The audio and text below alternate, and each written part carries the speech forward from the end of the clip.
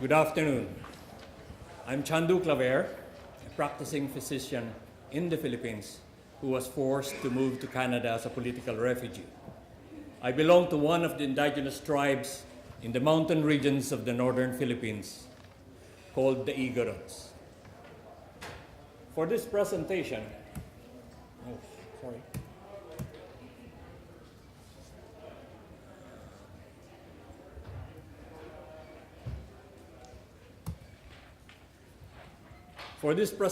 I shall be using this outline: background on the Philippines, impact on extraction, resistance against extraction, and global solidarity.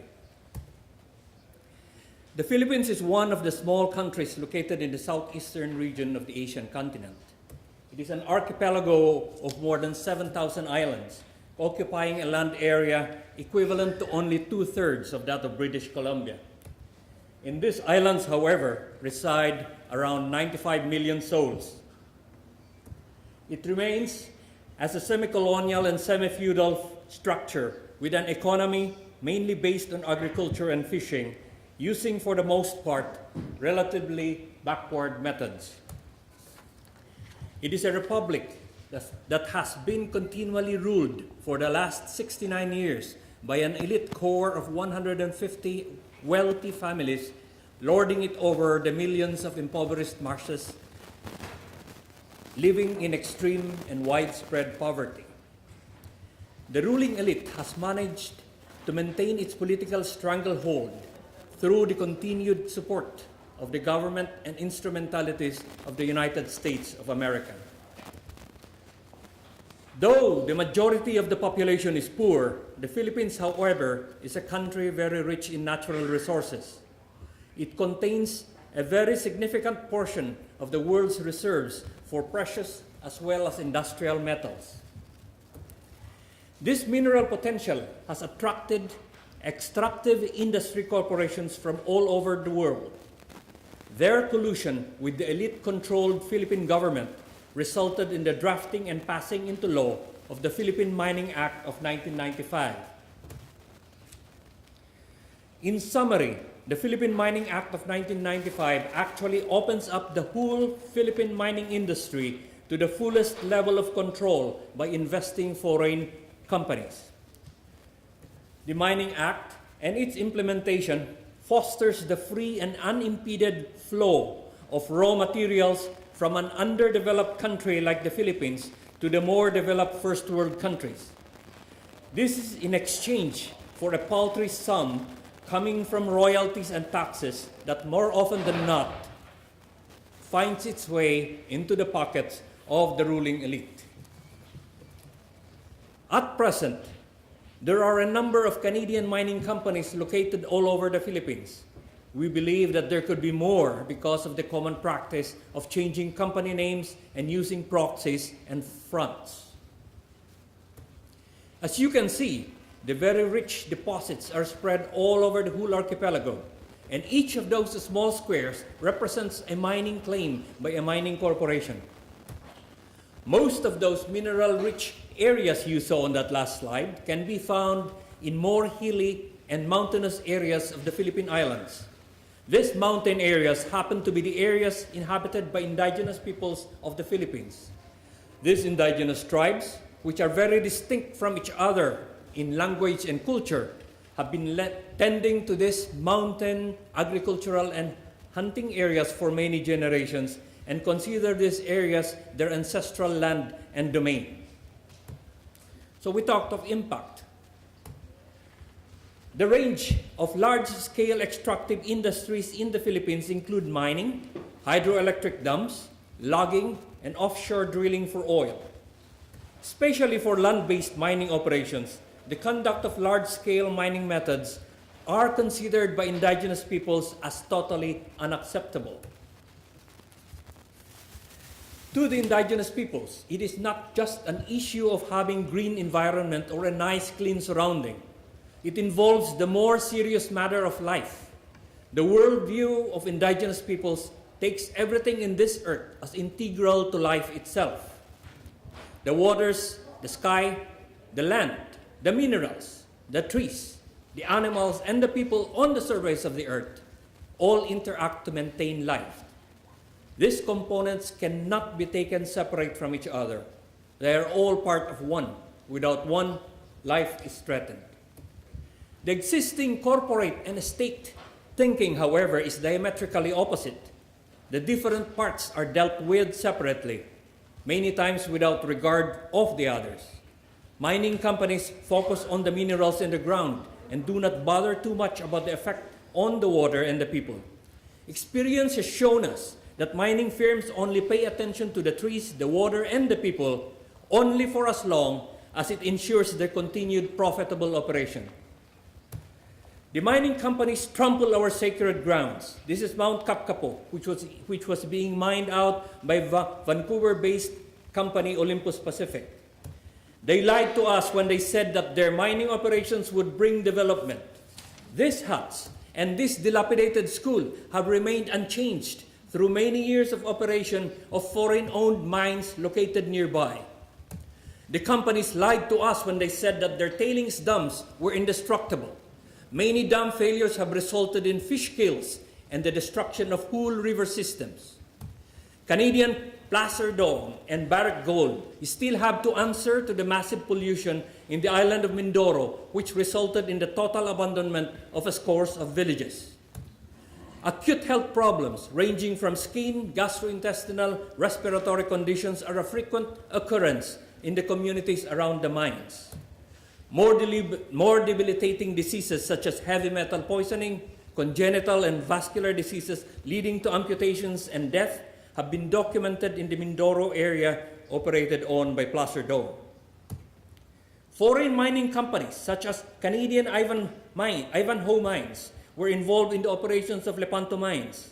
These operations caused the major ground subsidence, resulting in sinking of even major towns. Newer methods of mining have resulted in severe deforestation and the loss of watersheds. Water tables have shifted so much that whole traditional farming areas and even whole villages have been abandoned. And to discourage opposition and to quell resistance, the Philippine state has sent in the Philippine Army. Brutal militarization, low-intensity terror tactics, population control, and even assassinations have become common occurrences in the tribal areas. Army troopers have been sent to occupy village health centers and schools, as well as the houses of residents of villages affected by foreign mining corporations. Community members are continually harassed to try to dissuade them from voicing out their opposition. The present President of the Philippines, Benigno Aquino, has just ordered the formation of a paramilitary force to protect mining companies. It is called the Investment Defense Force, which is led, armed, and trained by the Philippine Army, but partly funded by the mining companies. This slide shows the paramilitary checkpoint protecting Toronto Ventures, incorporated in southern Philippines. And failing to quell resistance, the Philippine state, through its military covert units, has instituted a campaign of assassination and abductions targeting the voices of opposition. At present, this has resulted in the death of more than 1,000 activists and oppositionists and the total disappearance of hundreds more. Many of those victims were indigenous peoples and anti-corporate mining activists. This increased ferocity on the part of the Philippine Armed Forces comes in the wake of increasing presence and influence of American armed forces in the Philippines in its so-called War on Terror program, as well as its recent Asian Pivot Initiative. When state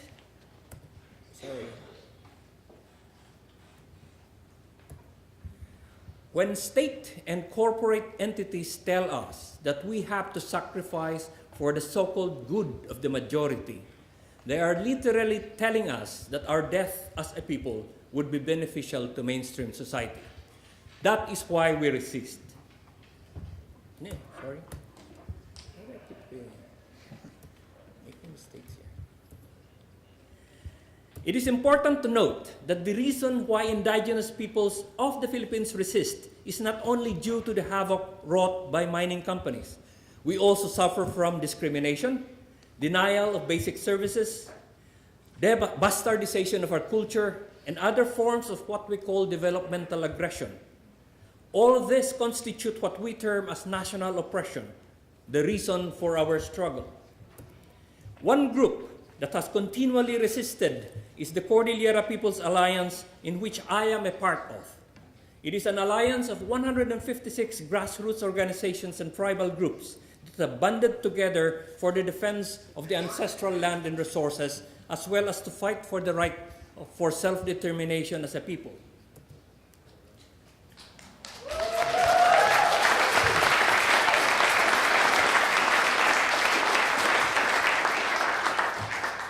The main focus of the Cordillera People's Alliance is community organizing at the level of the villages. Through awareness building and capability building, communities start to think and act as one. Situational analysis, political savvy, and leadership development eventually leads into concerted community-initiated actions on issues affecting them. With growing experience in struggle, organizations become stronger. The alliance can only be as strong as the collective strength and capability of its member organizations. This provides the mass base that is necessary for any struggle or resistance to prosper in a wider and more prolonged scale. The forms of resistance and struggles against national oppression in the Philippines take many forms. The whole concept of resistance for the Cordillera region, for example, is the concept of FETAD, or the concept of total defense. This traditional concept calls for the total mobilization of people's material resources from all tribes for the defense of the land. Legal advocacy may take the form of legislative lobbying, both on the streets and in the halls of Congress. The intense lobbying of the Philippine indigenous peoples over many years, for example, actually resulted in the inclusion of the right to self-determination for the Moro and Igorot people in the 1987 Philippine Constitution. Sorry, skip jumping.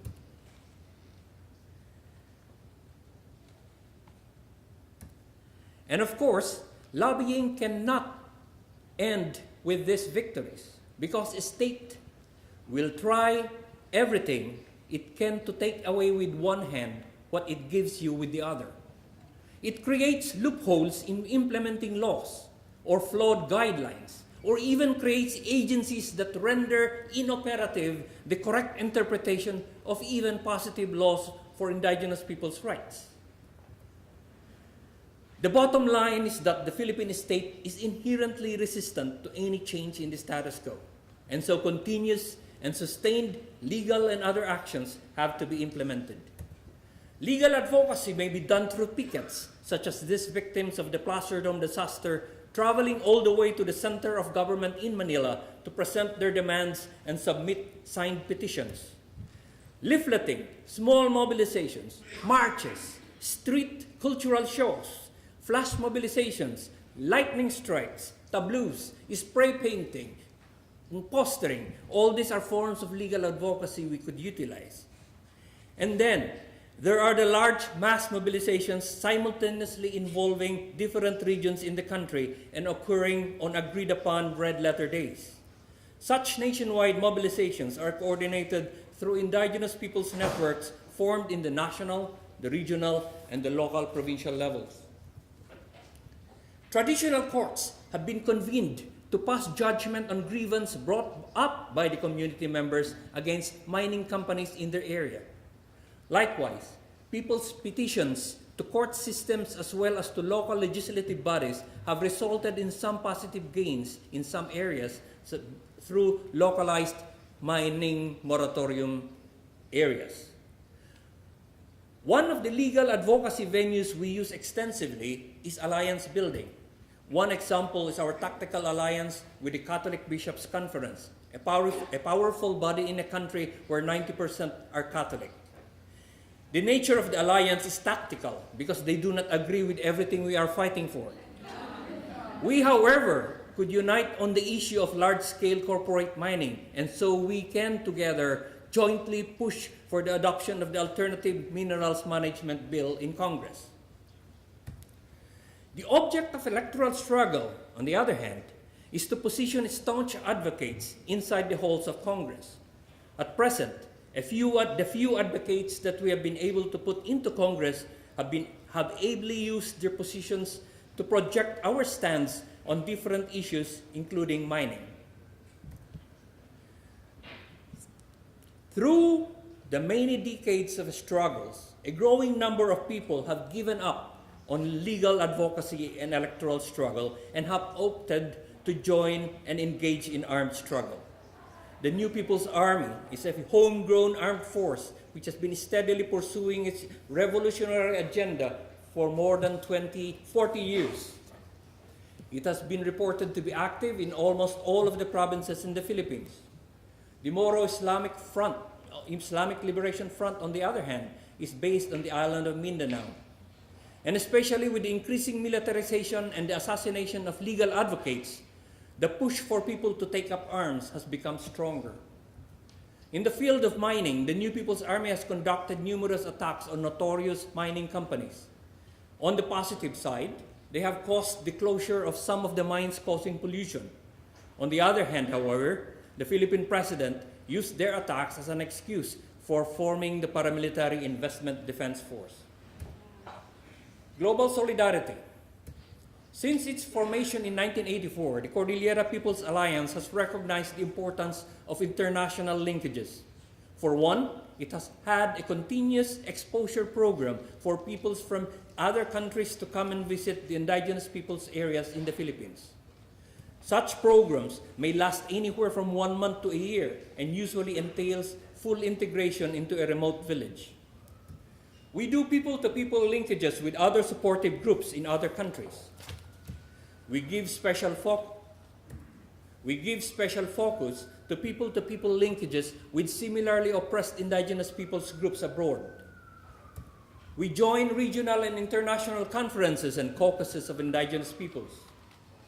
And recognizing the direct link of our problems to global institutions and structures, we join international mobilizations against world bodies that have strived so hard to make our lives miserable.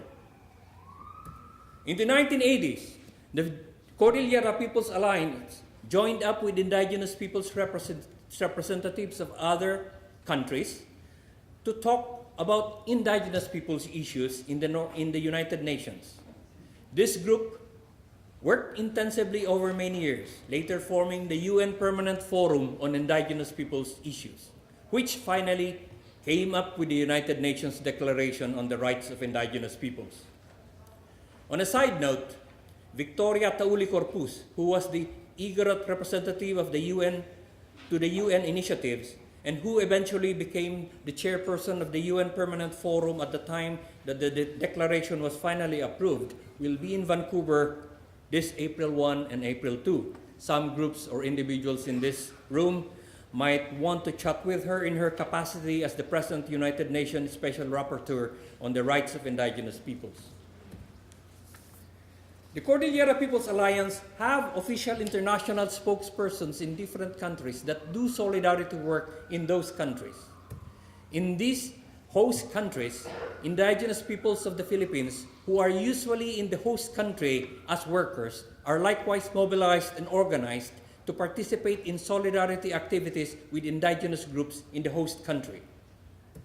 We believe that our struggle in the Philippines is the same as the struggle of other indigenous peoples groups in any other land. We believe that we face the same enemies. The face of the mining company you have to contend with here is the same ugly face we have to deal with in my homeland. Indigenous groups are small in number and many times isolated from each other by distance and for cultural reasons. Corporations and states have used this fact to their maximum advantage to trample and oppress us. If we do not unite and band together, I believe that we as indigenous peoples shall die and fall on the wayside, one separate people at a time. Thank you. Yeah, it's very difficult to speak after indigenous people of the Philippines, but I will really try. Of course, those of us in Africa get a lot of inspiration from Philippines. We know that it's one country that was able to remove a very insidious dictator, just through prayer. Of course, we know that they did a lot more, but the symbolism of prayer always gives us encouragement. Yeah, I was asked to just share, so I only have talking notes, and I don't want the talking notes to interfere with the sharing that we're going to have. And I decided to zero down on the very practicalities, the small things that happen to a community when extraction knocks on the door. Kenya is not so old with extraction. And Africa, and Kenya in particular, is presented as a place where new discoveries are happening. But I wish to disabuse us of this notion that they are discoveries. I think these corporates knew about these minerals many, many years back. But then there's a tendency in the discourse now to present it as if discoveries are being done and something new and fresh is happening, and therefore we are becoming a very important destination for extraction. And that also is part of the story that I think activists must engage with. This kind of presents the map of Kenya. I didn't want to locate it for you where it is on the global map. But what you see in this map are the blocks of exploration with regard to oil, that is happening in Kenya in particular. And I need to confirm that this may not exactly be accurate, because the state in Kenya doesn't provide information. And if it does, it provides it in tidbits, and sometimes it's also not very truthful, so that then you don't do the right thing. And that's part of how they are managing opposition to extraction. 67% of this country has territories that are, inhabited by communities. And therefore, those are indigenous community areas and communal areas where people live and farm and earn a livelihood. And most of what they're calling discoveries also happen largely in the 67% landmass. And so extraction is in direct conflict with livelihoods of the people.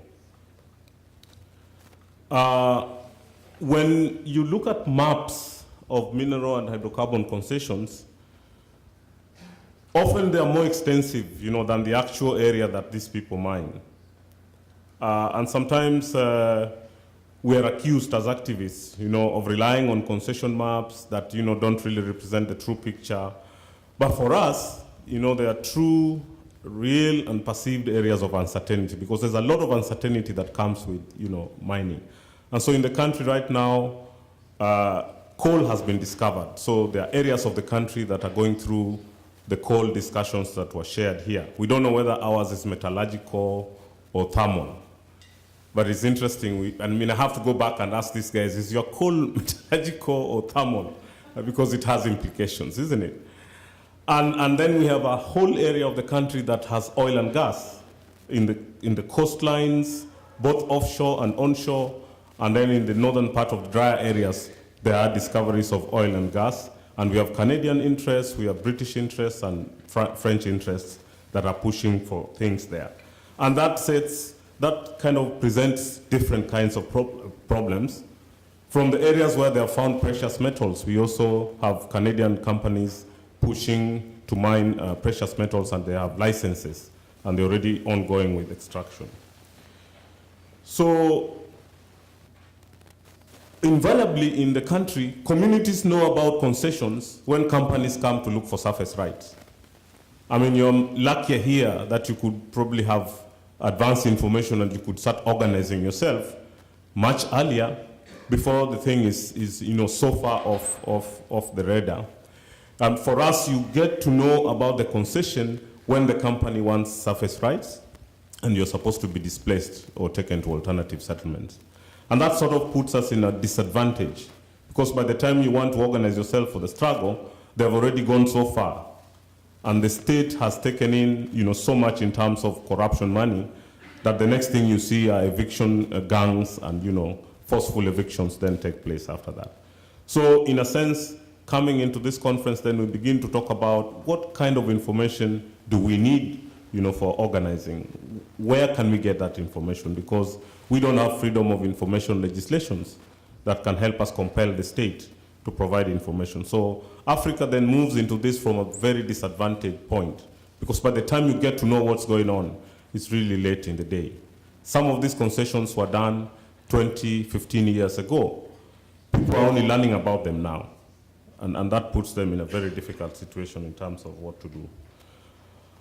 This is a sacred forest in the coastal part of the country. And this is where precious metals have been found. And this entire forest will be shaved down, and the landscape here will change completely. The company that is supposed to be doing this is called Kotek. It's a subsidiary of Pacific Wildcat, and I think Pacific Wildcat has origins here in Canada, although Kotek also has a foot in South Africa. Again, there is a sense in which you never really know who you're dealing with. Whether you're dealing with South Africa, or you're dealing with Canada, or you're dealing with somebody else. So that also is part of the difficulties, that you face in Africa when you're pushing issues around this. Now, when communities learn that minerals have been found underneath where they live, the one thing that we have experienced is our sense of future changes completely. And it depends on which side of the mining continuum you are. There will always be those who are pro-mining, and then there are those who are anti-mining. And as the struggle goes on, those who are pro-mining, some of them become anti-mining. Those who are anti-mining, some of them become, pro-mining, depending on how opportunities are shared, are doled out. This thing that somebody called CSR in the earlier panel. I mean, there's a way it is used to make sure that you're constantly fighting each other to the extent that then you lose the big picture. So this is our experience right now. In some of the struggles, we are actually fighting each other. What the lady earlier in the morning said, we fight over some coins, as the guys go for the big thing. And so at the exploration phase, when we think we could have done, the largest impact on these interests, we didn't know anything. So we get to know about it when they want to exploit, and that most of the time is very late in the day. And this is where then we will need to link up to help each other in terms of what do we do when we can't find the right kind of information. Now, I just wanted to share with you what happened. I took this picture in Zimbabwe when I went to help communities there, that are impacted on by diamond mining. And we were looking at what diamond mining had done to a river in Zimbabwe. This is the sort of information we are sharing back home, that if we're not careful, if we don't do anything about these things, then this is the likely thing that's going to happen. This was in 2009. Now, for the work that, I went there to do just as an exchange person to help communities, I got arrested in Zimbabwe for saying the wrong thing, What the Zimbabwean government had done is to bring in the military in the diamond mining area to put up roadblocks. And if you had an asset that you could not explain how you acquired, the state confiscated it because they suspected you were selling diamonds. And so in our discussions with the community, we were sort of saying, ordinarily, law and order is kept by the police rather than the military. I mean, so if the military is sent out, it's like saying they've declared war, on one part of the country. That got me arrested, and I was going to be charged with treason. My luck was that, one of the organizers of this was an attorney who knew people in government, and somehow they negotiated my release before they took me in. So the other thing I wanted to share is what kind of impacts does resource extraction visit upon our communities. And in areas where I've worked in the country, the first thing that happens is people lose assets. And some of these assets could be livelihood assets like land, water and forest. And we have many places in the country where people have been pushed out of those assets. Then if you have some remaining land, then you have pressure on that remaining land. If you are doing agriculture, you will have to intensify on the little parcels that you have left. If you are grazing, then you will have to graze intensively in the areas that you have left, or migrate altogether. And so what happens is rural communities get decapitalized. They lose ordinarily what they had, and their resilience is impacted on negatively. So those who say mean extractions have benefits, I think this is a picture we need to associate with, because if you add that to contamination of water resources, then you have a whole different picture of extraction. And to tell communities about this is not easy, because the state comes to them and the state tells them the promise of development is here. Your poverty will be sorted out, there will be jobs. And then you have activists trying to say the opposite story. And so you're presented as anti-development, anti-poverty eradication, and therefore then you have all these issues. I don't know whether that context is also available in other places, but that's what we go through every day, the conflicting information and the variances. Now, the other thing that we have seen is loss of ways of living. I mean, the first thing that extraction does is to transform the landscape that you're familiar with.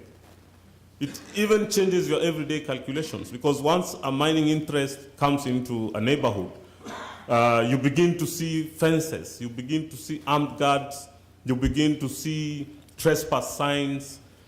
Even, the salons that you used to visit to do your hair become expensive, because there's inflationary, tendencies.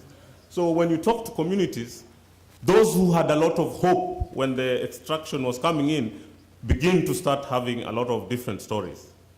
And it's something that we need to understand so that we help people relate to this in a very practical way, so that they're able to understand what to do with it before it comes in. Third is, many of our communities have lost their ability to control the space on which they live. And public roads suddenly become private roads. I mean, you can't move in after 6 p.m. The company puts fences and armed guards and dogs, and we have cases where communities have had their children mauled by dogs or killed because they were trying to move into an area that the trespass laws. Now, if the mine workers live in camps around the community, it has different impacts from where mine workers travel from other places to come into the community to work. And so part of the problem is, what advocacy do you do with which issue? I mean, because sometimes we tend to present it as, there's a one strategy that you could use in every other place. But our experience is that in all the places where extraction has visited, you need different strategies and approaches to confront it, because it generates different kinds, of outcomes. And that is one experience I thought I should share. Now, for those who think extraction brings opportunities, in our experience, we know that there are opportunities if they're there. But then these opportunities are unevenly distributed. That's why protest is the first thing that communities engage with whenever extraction comes near them. And then if the opportunities from CSR, which is so talked about by governments and companies, this CSR, in our case, is sometimes used in a very biased way. Sometimes when they see groups that are strong, they target it with CSR so that they can placate them, so they stop, doing their strong advocacy against companies. If there are groups that they think they can buy, I mean, they do programs for them so that they can buy them, and then they tone down on, their opposition to mining interests. And this is done, it would be interesting to study Canadian CSR, because Canadian CSR is not exactly help. I think Canadian CSR is intended to push the corporate interest, to its logical conclusion, and they are very good at it. They will know who are the community leaders that are strong, and they will target them with support, school fees and things like that, so that they are able to tone down on their rhetoric against the company. Now, a third set of opportunities that extraction has generated in my experience has been this question of local service providers. And communities are told you can now supply us with eggs. Our workers need to eat chicken, so how about starting, chicken farms so that you supply the extractive company, gang labor, advertising, and so on and so forth. But then what happens is a lot of people from the urban centers who have capability to do this move into the local areas so that they do these supplies. And what that does to the locals is that it pushes the locals further, to the edge. And then grievances begin to occur between these urban, suppliers and, the local communities. And before you know it, the company has pit us against each other. And as we do our fight against each other, they continue with their operations. I mean, and that's a very interesting development that, we're still wondering what do you do with it. The fourth and most significant one are the financial opportunities, that, are promised by extraction, tax and all the royalties and so on and so forth. But then the distribution of these depends on the national government, and invariably the national government doesn't care about the territories. So what happens in our case is that all these revenues are centralized, and they're taken to the center. And once they're taken to the center, then economists in the room will tell you there's something called trickle down. So we're supposed to wait for it to trickle down. And my experience is that it hardly ever trickles. And so most of the time we end up waiting forever. My grandfather waited, my father waited. I suspect I'm still waiting for it to trickle down. So what this means is that we need each other, because the promise of employment, for example, is the one that government uses a lot, that you get jobs. But then all these operations, the ones that have set up and established in Kenya, have fixed job opportunities. And often all those jobs are for skilled sectors. And so locals cannot get them. If labor lives in camps around the community, then the feelings of dissatisfaction, begin to happen in the community. And then, these professional workers raise the inflationary tendencies. And before you know it, you cannot afford ordinary things that you were able to afford before. I mean, whereas my younger brothers can be employed because they have the energy to work in an extraction interest, my mother, for example, wouldn't be. So if you move her out of her farm and displace her, it means that she's totally moved out of existence. The other thing about labor is that in the case of the oil areas, and this place is called Turkana, where a number of blocks are already being drilled right now, we have problems now with different kinds of consumers. The mine workers, are looking for different kinds of goods, high-end goods, supermarket goods, prostitution, and a number of other things. Locals are looking for also different kinds of goods. Then what happens with that segmentation is that then you have discontent, which otherwise was not there before.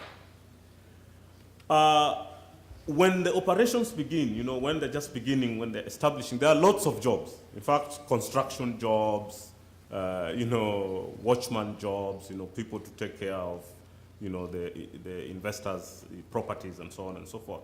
But once the operation is fully established, most of it is capital intensive. And so the jobs dwindle, and then you end up having only the people who are the guards. That becomes the only job opening that remains for the locals. And before you know it, our communities are realizing that the promise that they were given in the first place, wasn't true. But then it's at a very late moment, that, turning around and doing something about it becomes very difficult. So I wanted to share this, so that we are able to then help each other, because, we were talking in the morning about what do we do together?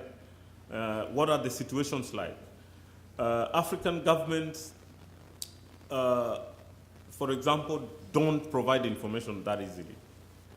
Now, there's a sense of urgency in Africa right now, and one would get the feeling that our macroeconomic options are so constrained that we have to mine now. Now, those of us who keep saying that if we have been existing on, we've been running budgets into hundreds of millions of dollars, and from our own difficult to collect taxes, we are able to finance those budgets up to 80%. Why don't we prepare the framework for extraction before we get into extraction?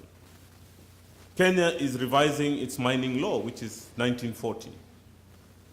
We are revising our energy law, which is 1930 or somewhere out there.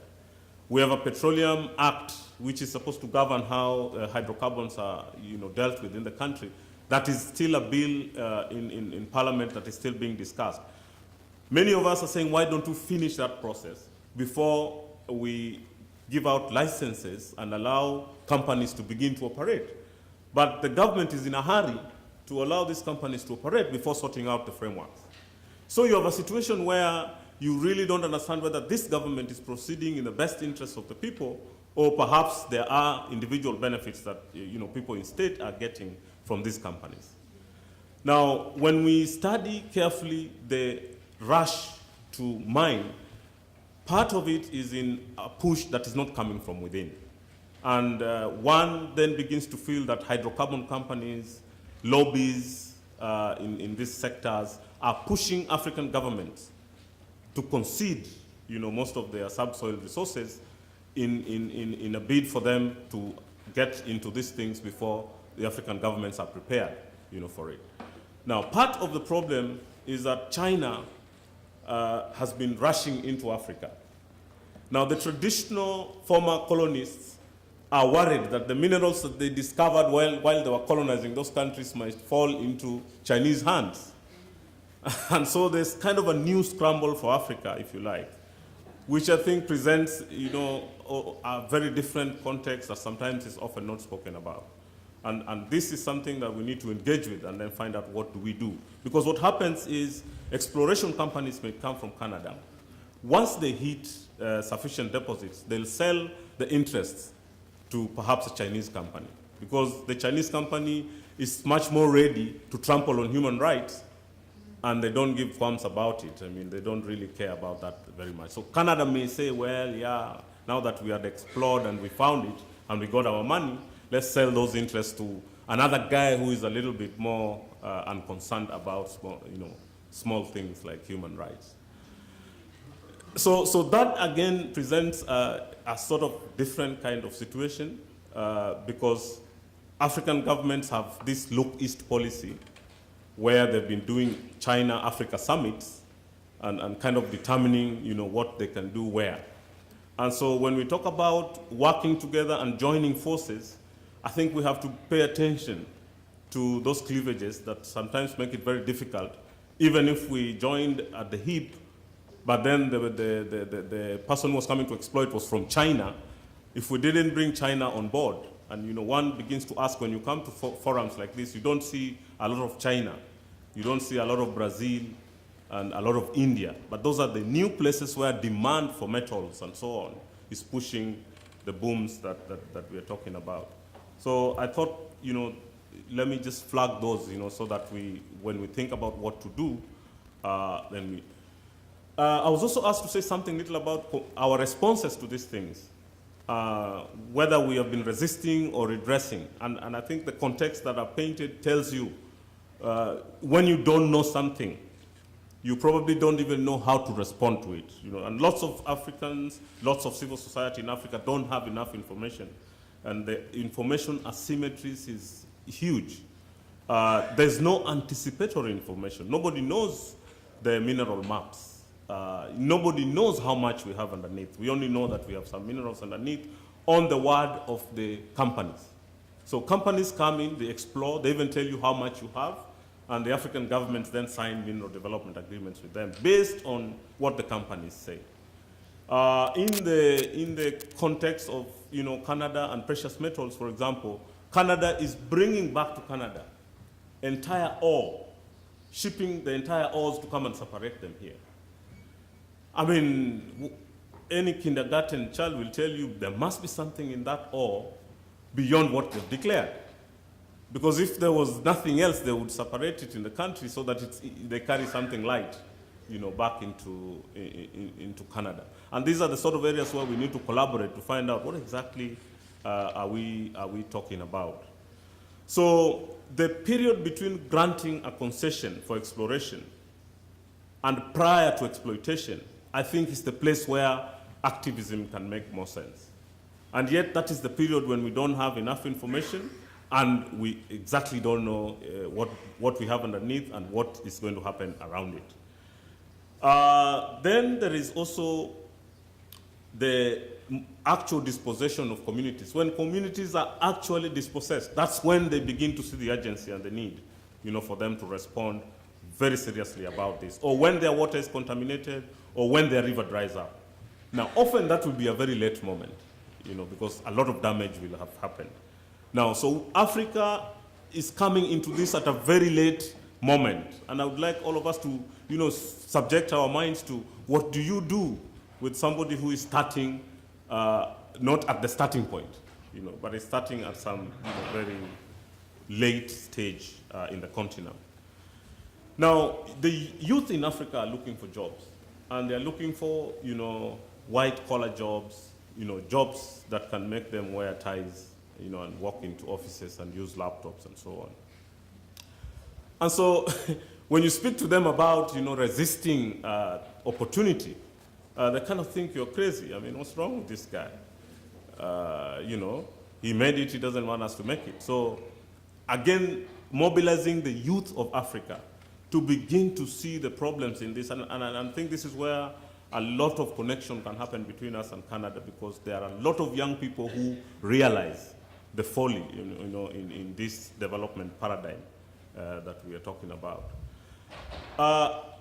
Increasingly, political institutions and authorities are also getting to engage with this. And in 2010, we did pass a more democratic constitution that allowed the country to have two levels of government. You have the national government and the county governments. And the county governments are beginning to have a resource nationalism where they're feeling that they should get specific benefits if a particular extraction exists in their territory. And we are capitalizing that because that might lead them to do political organizing that is needed to push the national government to at least make sure that the subnational level is getting enough share from whatever exists in their territory. The potential for it is there, but also the danger is there, because invariably political organizing sometimes spills over into violence, what my colleague here had touched on. And so what we do know, and I'm just finishing, is that this idea of multiplier effect doesn't really work, just like the one of trickle down. And I think we need to start writing other discourses so that economists, also stop, putting us in a situation where if we have subsoil resources that we have to mine them now. I mean, if we look at intergenerational equity, we could say that why don't we let these resources be until future generations will be ready to exploit them? I mean, is that a position we can consider? We've seen what others have done, those who went for their subsoil resources. And the story this morning is about Canada and how it has gone about it. I don't think it's necessarily a rosy story. So if we can delay, the possibility of that story, why not? And this is what Africans also need to be told, and people need to share a lot more with them on those issues. Finally, the places where I think we really need to do more work is in dealing with institutional arrangements. Africa, at the African Union level, has been discussing this issue of extraction. And there are very progressive documents that they have developed. There is an African mining vision that is talking about linkages, that is talking about artisanal small-scale mining, zoning, and developing capacity to do mapping and understand what we have underneath, and invest in this area so that then we don't have this enclave or Dutch disease kind of thing. But then when individual African governments proceed, they do bilateral negotiations with companies without paying attention to commitments that they have made at the African Union level. So this is again another area where we could support each other to push African governments to at least follow through on commitments that they have made, at global and continental, institutions where they are members. I guess it would be nice to stop there, because what we do need is more roundtables, more direct action, a lot of discussions with each other, and I can respond to questions if they are there. And I decided to make this a bit general, so that we don't get muddled up with specifics. Thank you. So I have the dubious distinction of sitting for my presentation, which is convenient because I didn't prepare a PowerPoint because I don't want to get disbarred quite yet. You think I'm joking. My name is Behn. I'm Etcher Dene and Daneza. I come from Treaty territory in northeastern British Columbia. I acknowledge my presence in unceded Coast Salish territory, and I give thanks to yourselves, the Institute for the Humanities, the SFU, and Professor Gillis for allowing me this opportunity to speak. I've been asked to, like my co-panelists, to parse out and engage with the question of global community impacts and resistance to extractive industry. I will preface with this. I've thought about this for a while. I apologize, I'm kind of out of it. I've just spent the last 2 days getting tattooed on stage in Montreal, so I'm kind of like having a rough week. Awesome too, though. My thesis is that the interconnected complexity of extractive industry is creating high-value targets for sustained academic and critical analysis, inquiry, and activism. The superstructure, both physical and non, is creating a situation where the interconnected linkages between extractive industry is creating places for real change. However, those places for real change are being rapidly protected. And it's interesting, I listened to my co-panelists, and Chandu, you spoke about the Investment Defense Force. And I'm a lawyer by training, and we have something similar in law, but it takes the form of certain law firms. It takes the form of critical infrastructure investigation teams. It takes the form of laws. It takes the form of strategic litigation against public participation. It's interesting, all of us on this panel reflect one component of a spectrum of resistance, as do many of you, right? But I don't think many of us here in the privileged Canadian context have had to face the things that my co-panelists have faced. And I find that interesting. I am exceedingly privileged as a man, as an Indigenous man, as a person in Canada. So I preface with this. I think there are places we can make change. I think those places are being protected by vested interests very quickly and very strategically. And consequently, if we know of a high value target, and I use military terminology, it's something that appeals to me, but it does, by definition, put me in a box where I become, something like what would be, dealt with under Bill C-51. And for those of you who know me, and kind of some of the other projects, I get angry getting put in boxes. The first time I was on the National, I was half naked throwing a tomahawk. So you've got this big tattooed native guy throwing tomahawks on national TV, which really reiterates and creates a different kind of box. And I'm wary of being boxed in. So if we are going to do this work, and if we're going to engage with the extractive industry, we have to do so in a very strategic way, but being wary of both the counter resistance, which is very strategic, highly intelligent people, at least as intelligent as anybody in this room, with no disrespect, are working on this problem. And I would challenge anyone in this room who is actively working against those of us who do this to raise their hand. CSIS, RCMP, anybody? No, and we laugh, it's somewhat flippant, but I'm not joking. There is people in this room who will be working for CSIS or the RCMP or certain law firms or certain other interests, and that's reality. We undergo real-time active surveillance. And myself, perhaps not as much as some of my co-panelists or those other people in this room, but I find it interesting. We sit here in this, privileged quasi-ivory tower next to, fairly significant resources next to a port. And we we discuss these issues. And I just want to contextualize and make it quite abundantly clear that this work and the people on this stage exemplify a spectrum. And here we have this privilege. Here we have the information that you spoke of, Patrick, the need for information. Here we do have ATIP legislation. Allows us to get some information, not all of it, and for those of you who do legal work in this area, you'll understand some of the vagaries of trying to find information in the current age in this country. But we have much here. And so I want to put that context there. That's kind of the background. That's my whole thesis. I've been thinking about this for weeks. And I don't, you know, I can come from a northern perspective, but I can't give all of it. But that's kind of my background thinking and context and how I approach this. I intend to be quick. I know we're over time. And also I'm quite sore from getting millions of little needle holes in my body. So I'll give you a quick background of my territory. One thing I should say, I'm the executive director of the Keepers of the Water Society, which wasn't mentioned in the introduction. I don't talk about that much. It's a fairly recent development. And I'm going to conclude with some comments about that initiative and that project relative to my larger analysis. As noted, I come from the Treaty 8 territory of northeastern British Columbia. My dad is Dene, so he comes from what's called the Horn River Basin. My mom is Daneza Cree Soto, so she comes from the Mountainous Shale. I'm next door to the WAC Bennett Dam. The first productive wind farm in British Columbia is the Doki Phase 1, named after my family. We have a lot of the thermal coal in BC up in our territory, not all of it, but a good chunk.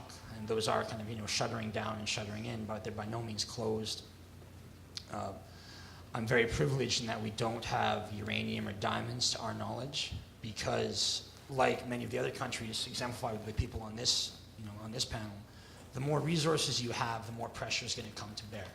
And because we're treaty, you know, we understood this from the very first. In 1898, the year before Treaty 8 was signed, the oil sands and the tar sands in the Athabasca were found. Now, there's not necessarily a causal relationship, but it's interesting. When you look at the history of resistance and extractive industry, you will see these dynamics. You know, the legal clothing, the veiling with legitimacy and with, you know, mechanisms that call for seed release and surrender and payoff and corporate social responsibility and whatever terminology you want to adopt to veil the extractive in the legitimate.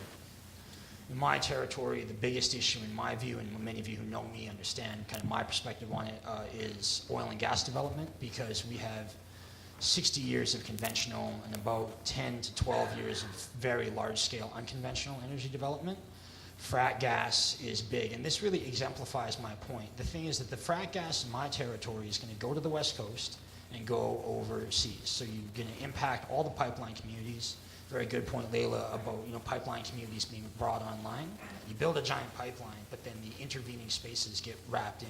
Once you have a large energy corridor, you have a mechanism to kind of pick off in between communities. And this is terrifying.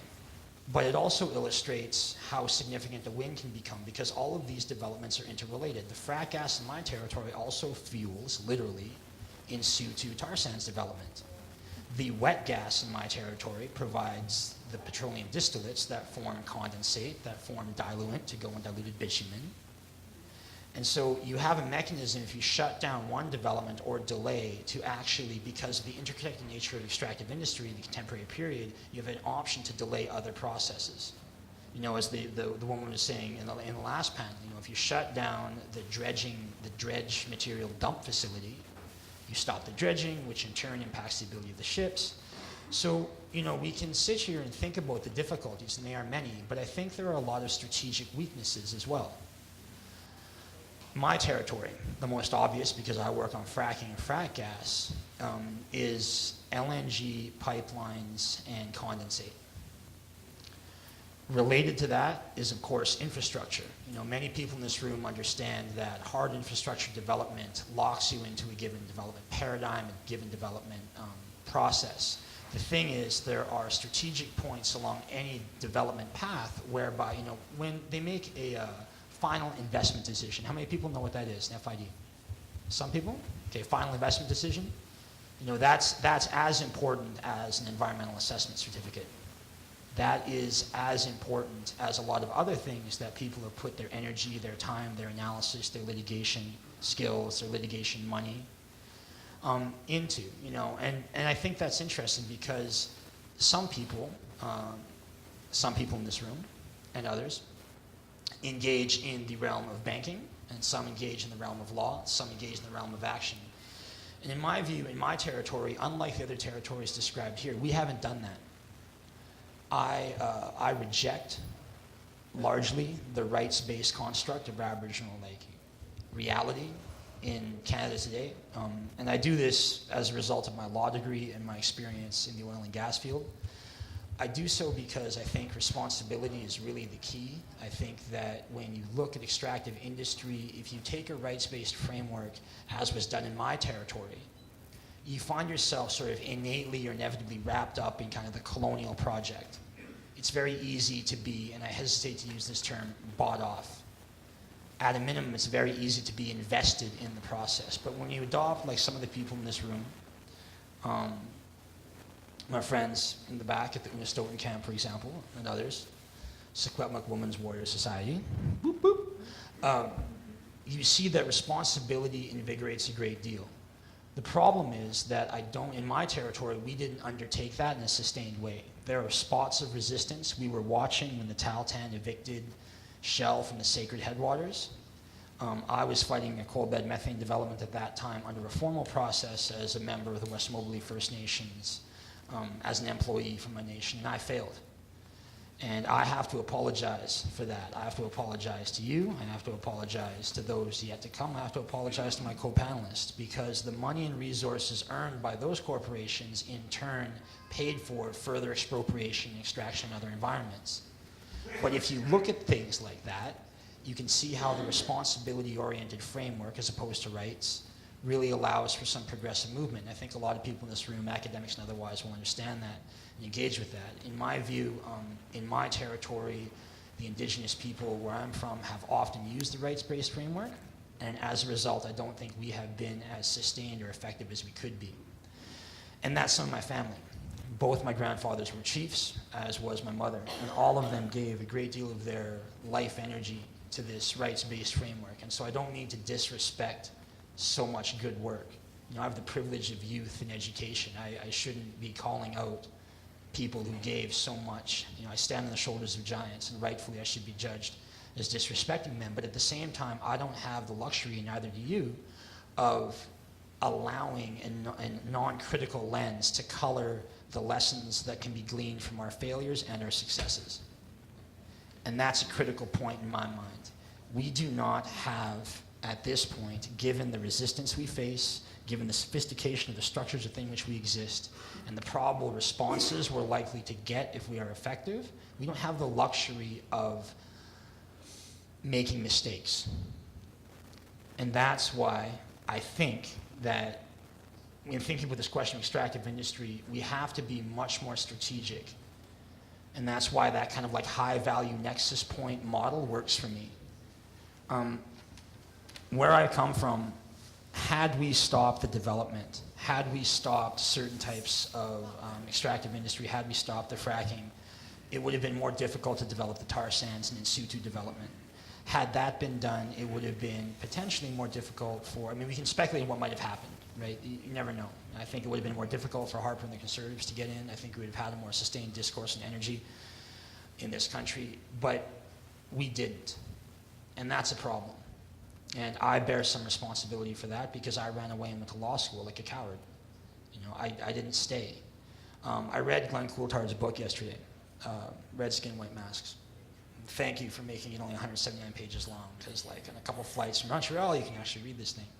And I went through his 5 theses of indigenous resurgence, and I was thinking about this question of like grounded normativity, and you can think of Diaga Alfred and his theoretical work and the importance of being grounded in your territory, and I ran away. I've been gone for 9 years. I go home as much as I can, I hunt on my territory. Some of the people in this room like have literally eaten moose that I killed like recently. But I didn't stay. And that's an example of me failing in my responsibilities. And I think that my public work, my advocacy, the work we've done through the Fractured Land Project, engaging the court of public opinion, those are good things. but there is a very real critical lens to be turned back against myself, especially relative to people like this who have done so much for their communities. And I find myself lacking, and I say that honestly. I believe in making yourself vulnerable in groups, because authenticity and the genuine is very rare in this world. And frankly, people's bullshit-o-meters are getting pretty good, so you gotta come real. Sorry, I swear a lot. That's another reason I'm never gonna make it as a lawyer. Maybe, we'll see. I don't want to go too much. I mean, you guys have heard my thoughts and my analysis. I have one point. There will be takeaways from this conference, I understand. I'll be giving another talk on Sunday in the legal context. I have some theories there. One critical point, for those who are doing the direct action and the resistance, aside from the Bill C-51 analysis and kind of the importance of solidarity work and the importance of, you know, understanding that which you oppose, we don't have like the investment defense force in this country yet. But there are things that look a lot like it. And that's a global dynamic. So we have a compelling and sustained obligation to connect and at a minimum support others who face further down the spectrum of resistance, very strong counter-resistance, right? I think that's just simple ethics. I wonder about international law. I was thinking about how to, you know, my analysis is simply that there are high-value nexus points in kind of the extractive industry superstructure that we can engage with. I wonder about international law, and I wonder about Canadian law, and I wonder about direct action, because those are very contested spaces. For those of you familiar with how many of you know about the Inter-American Commission on Human Rights? A few? Okay, good, a solid crew. All right, Article 25, under the Rules of Procedure. Lawyerly talk, are we going too serious here? Okay, you can ask for precautionary measures in non-signatory states, as I read the Inter-American Commission on Human Rights Rules of Procedure.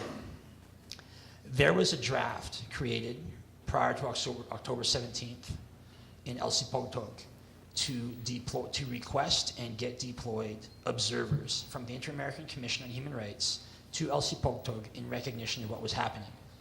That draft was not completed.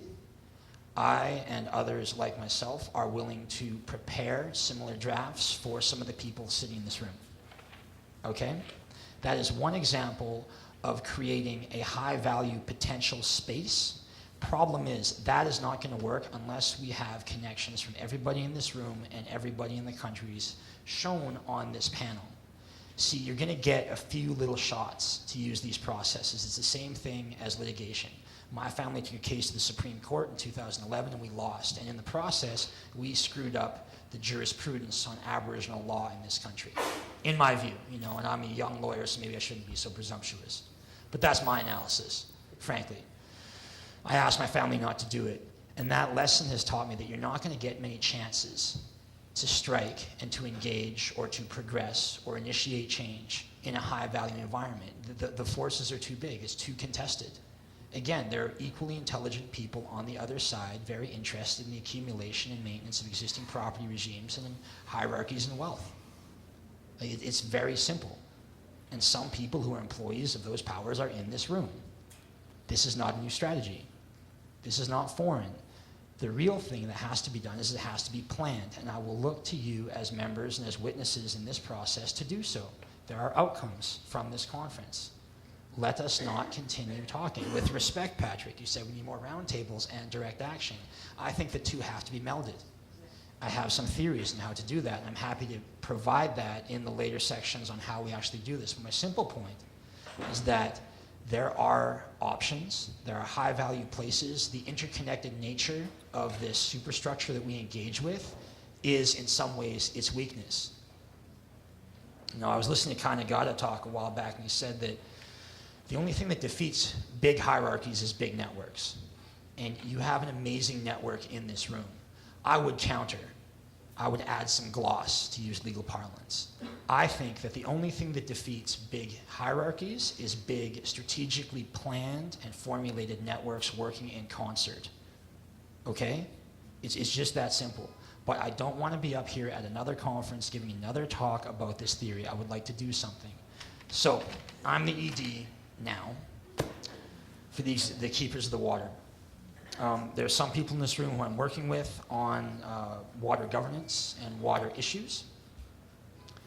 I think that the energy-water nexus has to be expanded, and I think there is a very, very significant place for change-making when it comes to energy, water, indigenous peoples, and Canada. I think it will need support from a sustained collective internationally, and I will be using, to the extent that I can, international legal principles to engage with that question. Problem is that myself and the people that I work for are only one group. We will be looking for solidarity, we'll be looking for membership, I'll be looking for board members, but this is just one microcosm of a larger interconnected fight, okay? And so what I would like is, both with my co-panelists and with you in the room, is some sustained action to come out of this, because I'm sure you've heard a bunch of really brilliant insight and important analysis and harsh stories, like Chandu, you know, over 1,000 people disappeared in your territory. I mean, it does not get more real. And so perhaps in a funny way, ironic for a lawyer, I make a call for action. Okay? It's just that simple, a call for action.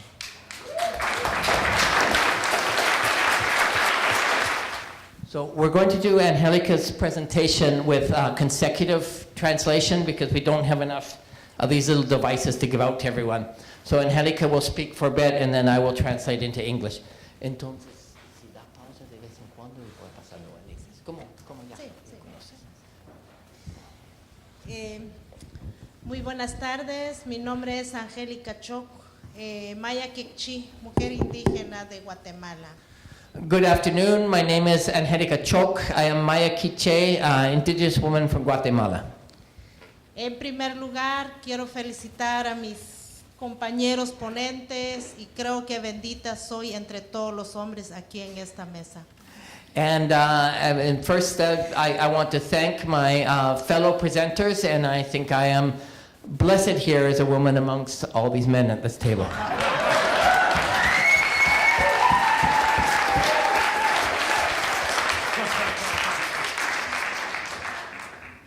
Bueno, felicitar al abogado, hermano indígena que está aquí. Yo lo felicito por la lucha que está haciendo, a pesar de que él se alejó, pero nunca es tarde. Qué bien que él haya tomado eso de que la resistencia de los pueblos indígenas es muy importante para la madre tierra y la madre naturaleza.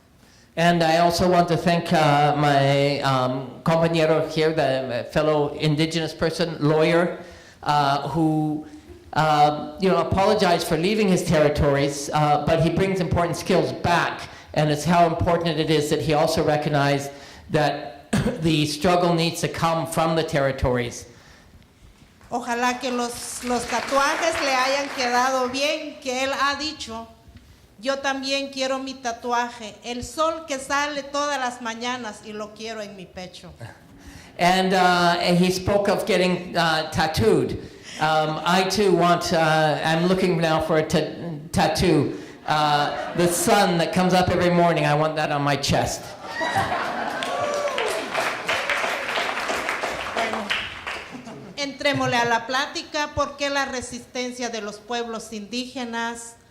No me gustaría decir que solo el pueblo indígena puede defender la madre tierra.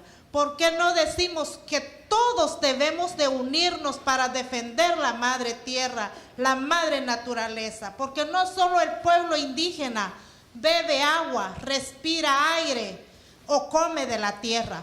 Todos debemos de unirnos para defender esta madre tierra que nos sostiene. And I understand that the concept of this table is to talk about the role of the indigenous people's struggles in defense of nature. And I want to say that it's important to realize that this is not just the responsibility of the indigenous peoples, that indigenous peoples are not the only ones that breathe, that drink water, that live off the fruits of the earth. And so we also need to bring together the struggles of all people to defend the Mother Earth.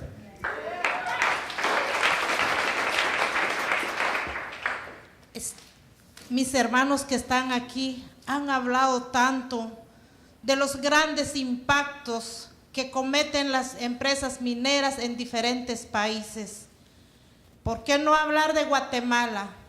Guatemala está siendo invadida por las empresas mineras y otras empresas extranjeras que han llegado despojándonos de nuestras tierras, desalojándonos con fuerzas de seguridad de las mismas empresas, con el ejército de Guatemala que es enviado por el propio gobierno nuestro. My brothers here at the table have spoken about the impact of mining in their countries and their territories. And I want to talk about Guatemala now, that is being invaded by foreign mining transnationals and other companies looking for our resources, that are displacing us from our lands, that we face attacks from their private security armies, and also from the Guatemalan army, that the Guatemalan government sends against its own people in defense of the transnationals. Sabemos que toda mina contamina. Así que nosotros, sea donde sea en cualquier país, las mineras están cometiendo grandes impactos al medio ambiente, al agua, a la tierra. And we know that all mining contaminates, pollutes. And from our experience and from we've heard through our work, we now recognize that all over the world, wherever the mining companies are operating, they are having very negative effects on our air, our water, on our overall environment. Quiero agradecerles a todos ustedes, los que están aquí en esta sala, que han venido a escuchar las ponencias de cada uno de nosotros, pero ojalá que esas ponencias de cuántas violaciones a derechos humanos han causado las mineras, que le queden de conciencia a cada uno de ustedes. De repente, en África, en Filipinas, en diferentes partes del mundo, se están cometiendo esos abusos. Pero ¿de parte de qué empresas? Se sabe que la mayoría de las empresas son empresas canadienses. And so I want to thank everyone who's come here today to listen, but I hope that you also get fixed in your consciousness that these terrible destruction and impact that's being carried out by mining, whether it be in Africa, in the Philippines, in many parts of the world, for the most part are coming from Canadian companies. That the majority of mining companies in the world are Canadian. Quiero compartir un poco lo que a nosotros nos han causado como pueblos indígenas en nuestro territorio, en Guatemala, cometido por la empresa Inhabit Mineral, compañía guatemalteca del níquel, su subsidiario. And I want to share with you that now a little bit about how that's taking shape in our country, in Guatemala, and the impact on our people, on our Mayan people, of a company called Hudbay Resources and its subsidiary in Guatemala, the Guatemala Nickel Company.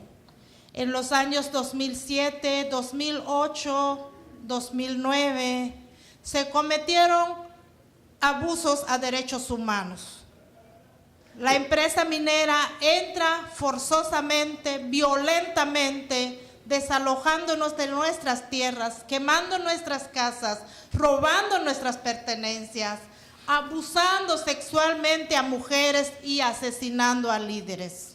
In the years 2007, 2008, 2009, the company moved into our territories to drive us off, burning our homes, robbing our belongings, sexually abusing the women in the communities, and murdering our leaders.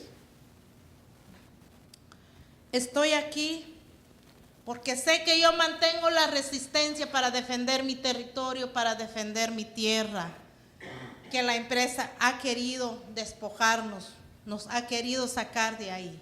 Pero nosotros los pueblos indígenas mantenemos una resistencia fuerte, a pesar de tantos sufrimientos que yo he pasado junto con mis hijos.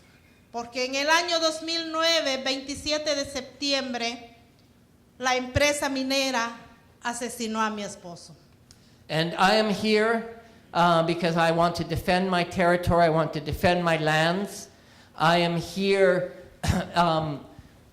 as part of that struggle. I am here despite the suffering that I've gone through and my children have gone through, because in September of 2009, the company murdered my husband.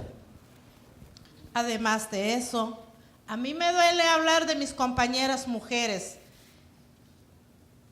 Siempre he pedido fuerza a mis ancestros, a mis abuelas y abuelos que se han ido, de no llorar.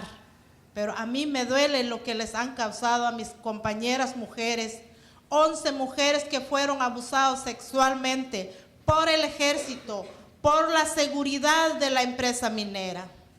And also, it always hurts me to talk about my comrade women. I always ask for strength from my ancestors, from my grandfather, from my grandmother, to be able to speak of this without crying. Because during that period, 11 of our women were sexually abused by both the army and the private security that the company had hired.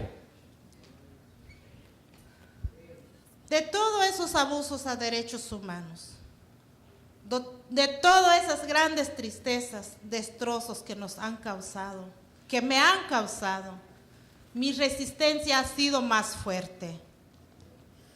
Despite all of these difficulties, human rights abuses we've gone through, despite all the damage that they have caused us, that they have caused me, it has only strengthened my will to fight for our rights. Yo soy madre, soy abuela, pienso en el mañana, pienso en el futuro de mis hijos, en dónde van a vivir, a dónde se van a ir, quién les voy a dejar yo y por qué no voy a defender el territorio que nos pertenece, porque somos nativos de esa tierra y nosotros no debemos de salirnos de ahí.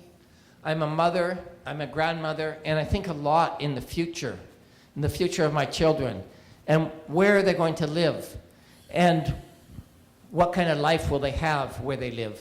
And for this reason, it becomes so important for me to defend our territories, because why cannot they continue to live in the lands that we are the native people of?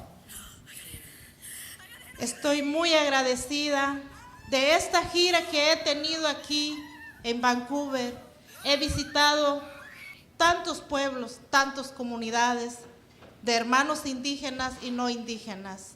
Y estoy contenta porque están muy interesados de por qué nosotros defendemos la tierra. Muchos a veces no lo conocen, pero la importancia de nuestra resistencia es nuestra tierra, es mi tierra.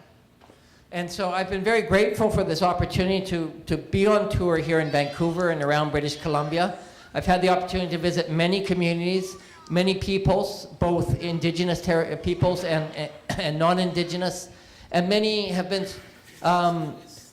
interested in our struggle. Many were not familiar, they did not know what had happened. And for me, this is very important to have an opportunity to share about the importance of our struggle, because for us, our land, our territory, is fundamental to our life and is the fundamental thing that sustains our struggle. He dejado mi tierra, he dejado mis hijos, he dejado mis hermanos indígenas para poder llegar hasta aquí, delante de ustedes, para que sepan también la clase de empresas canadienses que estén en nuestros pueblos. Lamentablemente, 2, 3 o 4 son los que manchan la imagen de este país. And I've left my land, I've left my children, I've left my brothers and sisters, indigenous brothers and sisters in Guatemala, to come to help share with you a bit about the kinds of things, the kinds of companies that are operating in your name in our country. Because there may be just 3 or 4 of these companies operating in our country, but those 3 or 4 alone have stained the entire image of Canada in Guatemala.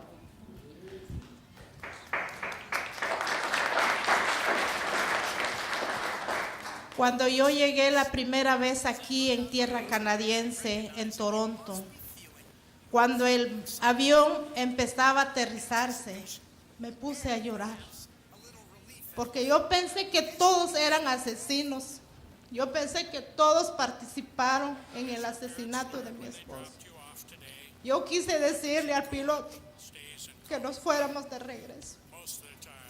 And so the first time I came to Canadian lands, when I first came here to Toronto, as the plane was landing, I was frightened. I thought that all Canadians were like the companies, that all people in Canada were involved in the murder of my husband. And so I wanted to tell the pilot to turn around, to take me back. I didn't want to come to this country of assassins. Pero ya voy llegando 4 veces aquí en Canadá, en tierra canadiense, y me doy cuenta que hay hermanos que tienen ese corazón, que sienten ese dolor que nos han causado, que me han causado. Veo la solidaridad, yo estoy muy agradecida, y esto es lo que debe de haber como hermanos, porque somos hijos de una sola madre, la madre tierra, y de un solo creador. And but this is my 4th visit now to Canadian lands, and I've seen that there's something different, that there are people everywhere that are working in solidarity. And so now I feel a connection with the people here, and I recognize that we are all the children of a single mother, Mother Earth, and a single creator.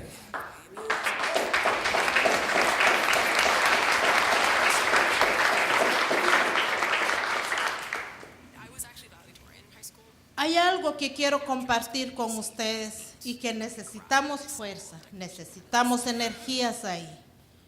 Estamos haciendo una lucha, porque no solo es una lucha para mí, ni es mío, lo que es de todos los pueblos que hemos sufrido, los países que hemos sufrido. Estoy muy contenta de un pequeño logro que hemos tenido como pueblos indígenas en Guatemala, de haber traído nuestra demanda aquí en Canadá y que se haya aceptado para que la empresa minera y canadiense sea juzgado aquí. And I want to share with you a small achievement that we made, because we were all different people suffering the same kinds of attacks, different countries, and that we have made a small step forward in achieving that a Canadian corporation, for the first time, there's a trial moving forward against it for abuses that it has committed abroad.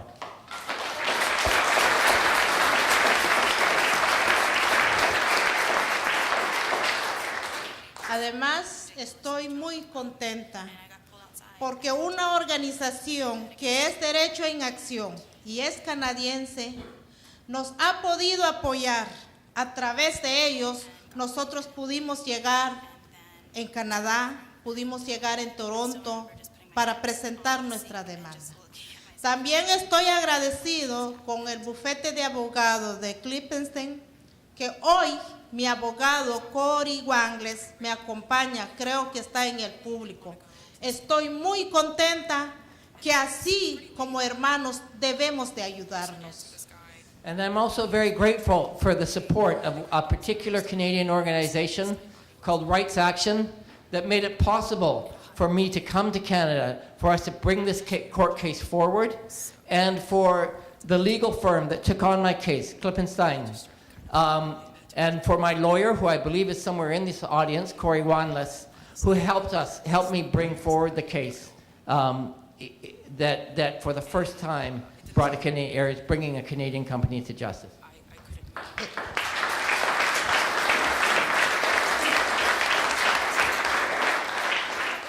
No quiero cansarles más, sé que ya llevamos varios minutos de estar aquí sentados, al igual que ustedes.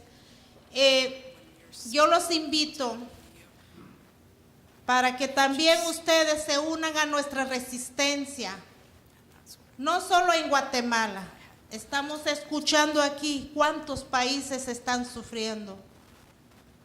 El mundo debe de unirse, agarrarse de la mano para defender el mundo, para defender el territorio que tenemos, como la belleza de este país. Vancouver es un lugar tan bello. Recorrí, me encantó. Cuando he llegado a tierras canadienses, siempre estoy triste, lloro por mi Guatemala. Pero hoy voy a llorar porque voy a dejar a Vancouver y tengo que regresar a mi tierra.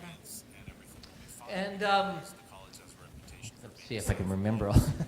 I don't want to go on for too much longer. I know we've been all sitting here for a long time, and so I just want to sort of appeal to all of you to join the resistance, to join the struggle that you're hearing about in so many countries, here in Canada and all around the world. I believe that the peoples of the world need to unite to defend our territories and the beauty that is this planet. I've spent a lot of time here now in Vancouver and British Columbia, and I see now what a beautiful place it is. I normally, when I leave my land, my Guatemala, I cry because I want to go back to my land. This time when I return, I'm also going to be crying to leave this beautiful territory behind. Además, yo les invito para que se unan a Derecho en Acción. Necesitamos apoyo, tanto económicamente para los viajes de Guatemala a Toronto, porque hay que acuerpar, hay que reforzar esa demanda. Si nosotros nos unimos y logramos esa justicia, la victoria será para todos, no solo para mí. And I also want to invite you to consider joining Rights Action and supporting its work, because the cost of bringing myself and the others up from Guatemala to testify is very expensive. And this case, if we win it, we win it not just for us, but it sets a precedent for people around the world to bring to justice Canadian transnationals.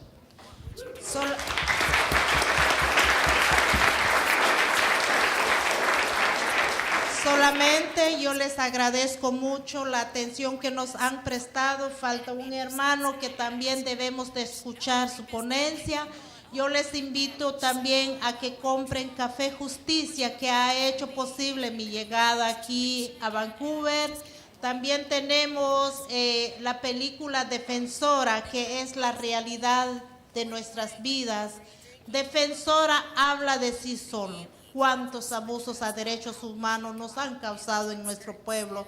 Yo les invito, las copias los tenemos ahí a la venta y también tenemos Café Justicia. Muchas gracias, con permiso. And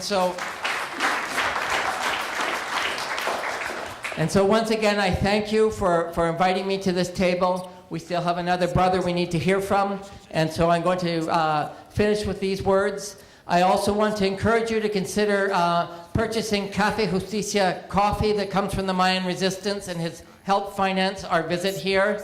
And also we are selling out there the film Defensora, which is about our struggle and will answer many questions you might have. So enjoy Café Justicia, enjoy the film, and let's listen to the presentation from our brother Ruben. Thank you, everyone. Wow, thank you. I think this is the prophecy in the making of 1972, an elder in Washington State, close to the Oregon border. He said that a giant spider web is going to cover the earth and unite the indigenous people of the world, and that will serve us a better way to live. And I think that this is a big beginning part of it. I think the indigenous people here are represented telling a story of their spirit, of who they are as indigenous people, of how they're connected to the land. That is not given a second thought about how to protect. So like I really raise my hands up to my panelists here, and let's give them one more hand.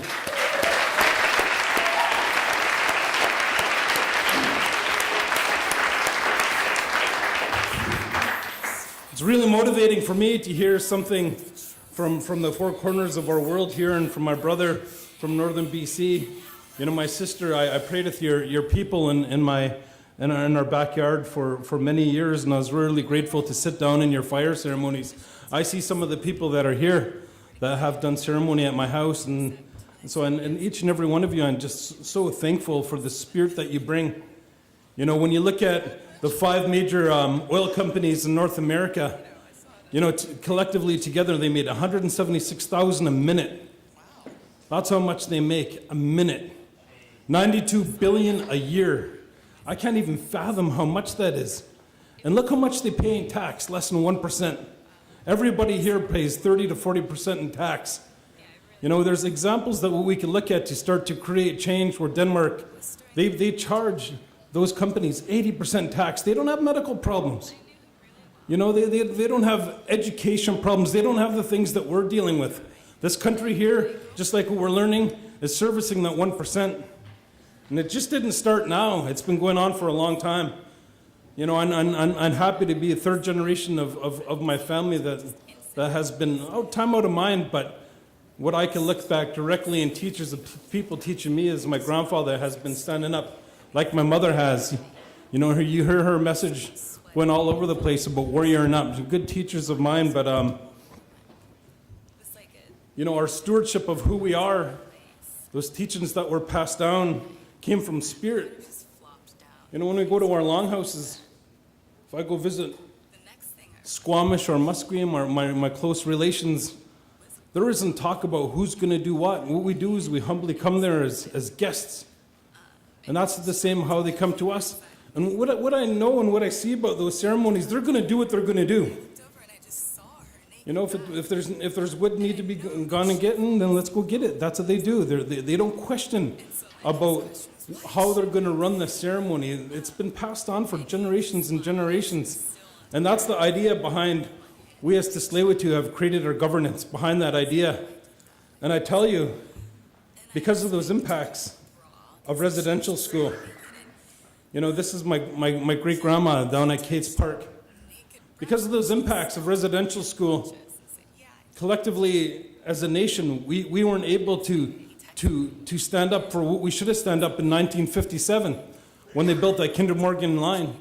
It was against the law for Indigenous people in Canada to even speak to a lawyer until then. And they built that Kinder Morgan line before that. So at that time, through residential school in 1930, 80% of Indigenous kids under 19 went to residential school. 50% of them, that's a quarter of our Indigenous population, died in residential school before 19 years old. That's a big hunk of our population that try to drain the spirit of who we are. And then now you look at it now, the tools that we used as Indigenous people to stand up, used as a crutch to pick ourselves up, like you hear from the panelists that spoke earlier. What we used was our land and our water. That's the spirit that fed us, the sustenance that fed us. Right here, and this water right here was 85% of our Tsleil-Waututh diet. 85%. You know, I used to say, I say to my kids directly, I said, you won't experience the waters like I experienced. My grandfather said the same thing, sitting in the same water. And the impacts are huge. When I was a kid, in my short lifetime, Eddie Gardner works for this, for our salmon and our salmon rights. But it was abundant. It was abundant. If you could put a monetary value on how we lived very rich because it was just rich with life here. Every creek and every river and every stream fed us. You know, what we learned is everything that comes out of there is goodness, and that's the only thing that we should be putting back. And that's how we are as Indigenous people, as stewards of our lands and stewards of our water. Sorry, I passed it. Right there. Our beliefs created our governance. Our beliefs created the ideas of what we could do to stop it, but at that time it was outlawed that we couldn't stand up. And some of these things slipped through. One time my grandfather said, and I think you probably heard my mom say the story, my grandfather said, there's only one reason why I'd pick up a gun, and that's if they try to move us off our land. And you hear my mom say the same thing, you heard my son say the same thing, you heard my family and myself say the same thing. And that's what created our stewardship and our laws. And they're simple. What we talk about in our longhouses and what we talk about in our ceremonies are the fundamental of humanity that you heard from my brothers and sisters. And I talk about it often when I speak too, is love, honor, respect, dignity, pride, compassion, understanding. Those are our laws that we create to communicate to one another. Those are the laws that we create to communicate to the lands and communicate to the waters. And when that's not happening, that creates a direct impact on the people here. You know, we're part of the ecosystem. We're part of it. And that's what people forget and they don't understand.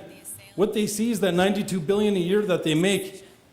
And you know, when we started this as a small community, we said, how are we going to go up against that?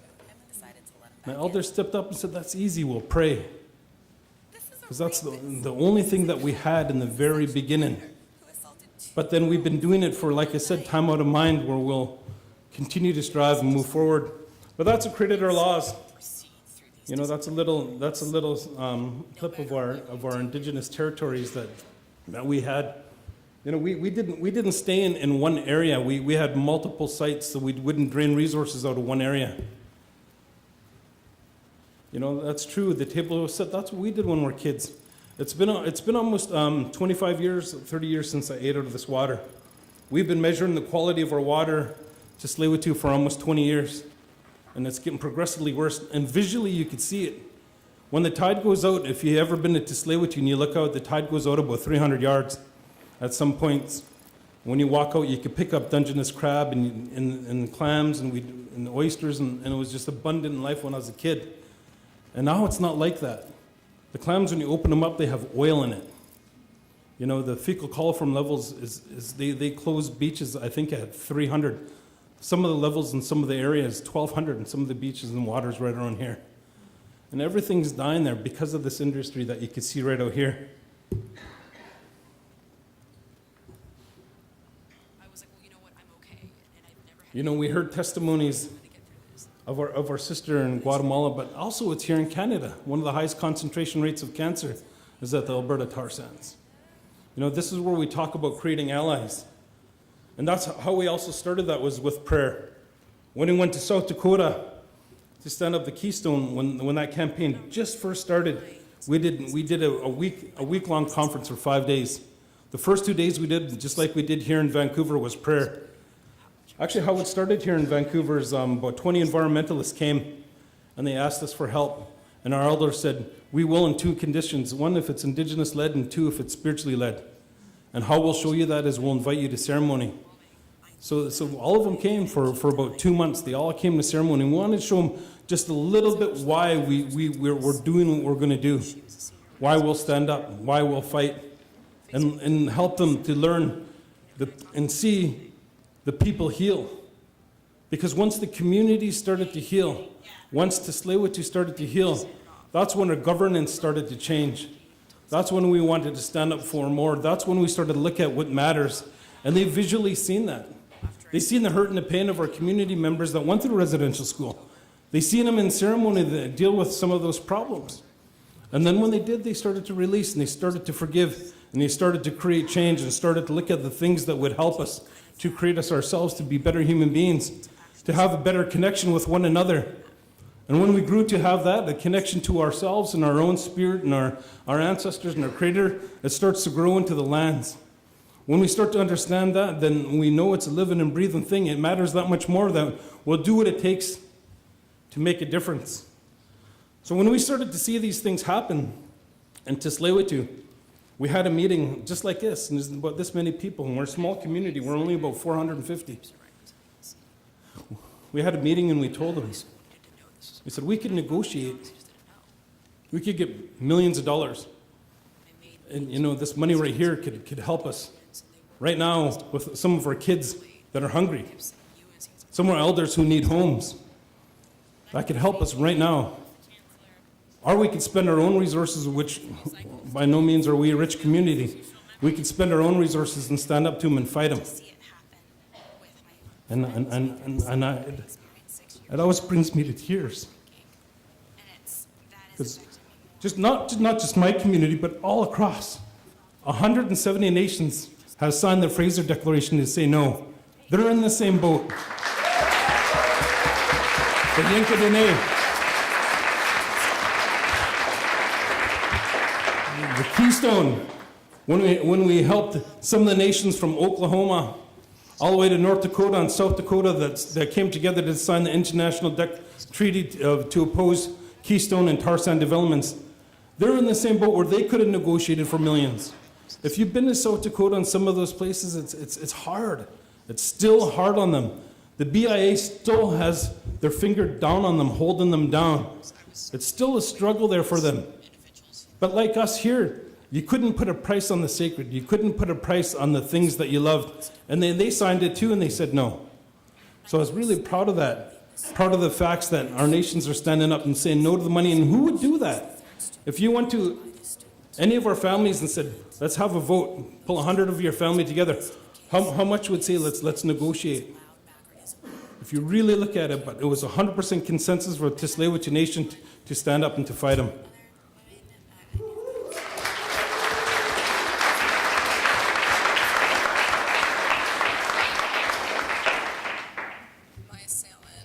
And as we know, they're backed. They're backed by the Canadian government. You know, they wasn't it great when they had an announcement right here when they had his safety ship coming in to give us example about how they could rescue us if a disaster happens? Then they ran their ship to shore. Or when they wanted to sue some of our relations up on Burnaby Mountain and their GPS wouldn't work and give them the right coordinates.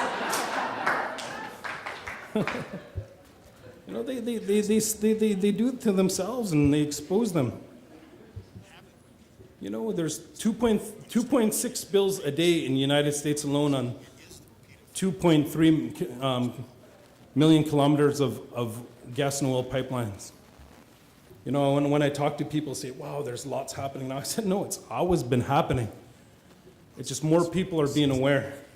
That's, you know, and I heard my bro say that. It's because of people like you. We have to continue hammering that out there and putting out that message. Because there's a lot of good panelists here, but I look out here and a lot of you, I'm glad, are speaking at this event. A lot of you should be up here speaking as well and sharing your story, because we have to come at them from all different angles, because that's how they come at us, through the government. You know, you heard some of the stories and testimonies of some of our relations from around the world, but that's what they did here. They tried to kill the spirit of the indigenous people so that they could railroad and do what they want. And they're still doing that today. They come in, they buy the politicians. They buy them. They buy the media. They create policy, and then they break their own policy. So, you know, we have to stand up and continue to do what we're going to do. There's just some facts on Kinder Morgan. We know how big they are. We know that they're only capable of cleaning up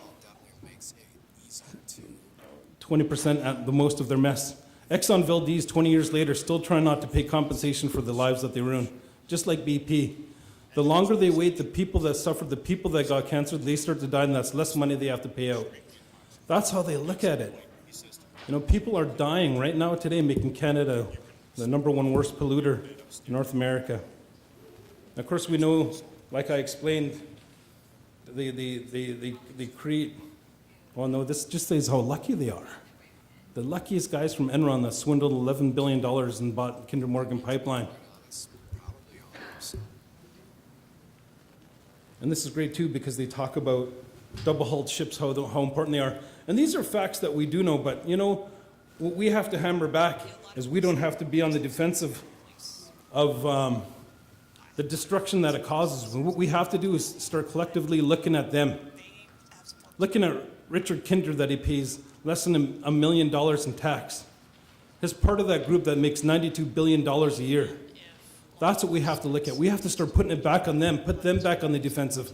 Let's look at who they funded. That's who's in government. Like we've seen that evidently in Mount Poly, when our environmental minister, our mining minister had a party thrown by Mount Poly, that they gave him a donation of $1 million. You know, they break those policies and there's no consequences to what they're doing. That's what we got to talk about. We got to put it back on them. Show them and expose them for who they are. Expose them for being the murderers that they are.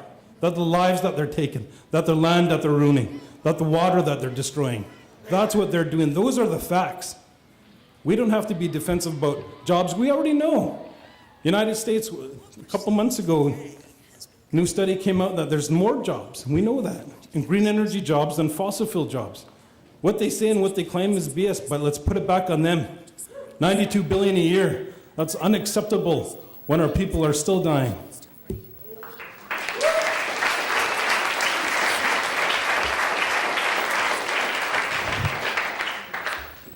This flawed process. What a beautiful moment when we got to present at the National Energy Board. My brother and my sister, when they presented, we didn't talk about the facts. We didn't get up and give our case. We gave up and spoke of our laws, our indigenous laws, of our first creation of man, of woman that came out of these waters. That's how far our laws go back, since time out of mind. We explained to them how we are descendants from a wolf, a descendant from the waters right here. Tsleil-Waututh means the waters, people of this water right here. That's what Tsleil-Waututh means. We told them that. We told them our nature songs and our nature stories, and we talked about the ecosystem, what that story meant. Because those stories and those legends are the basis of our laws of indigenous people. Through those stories, we created our governance. When we created the Sailor Sea Treaty, we went to our spiritual leaders. We went to spiritual leaders of the three nations here of Musqueam, Tsleil-Waututh, and Squamish, and Lummi and Tulalip. And we asked them to help us to create a treaty. And as my chief, as she read the treaty before she signed it, we said, we recognize our spiritual and our cultural laws, our spiritual and our cultural teachings is our highest law. And that's why we oppose Kinder Morgan, because they are breaking our laws.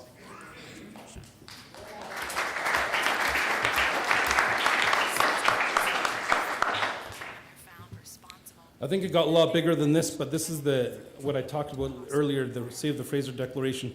The green represents all the nations that came together and signed. I know you guys have been here a long time, so I'm rushing through this, but this just talks again about Harper and his crazy government. You know, I love my kids. You know, when good things happen, I'm so happy, and you know, my daughter's like telling me she has a boyfriend, and I'm like, oh, I try not to react. I try to be happy. She goes, Dad, I'm in love, and I'm like, okay. I try to smile, and I look at Cedar and my son. My son's 6'5", and he kept picking me up, and I was like, get him, son. But, you know, I'm happy for her, you know, and she makes me happy. You know, and some of you know, my daughter, you know, and she makes me so happy I cry sometimes. When she hurts, I hurt. When the Jacolton decision passed, you know, it leaked out that Harper cried. How could you believe in something to that degree that will bring out that emotion to you, that what it stands for? You know, it's unfathomable to me. But just like the conviction of my brothers and sisters that spoke today is the conviction of our teachings that we're going to stop it.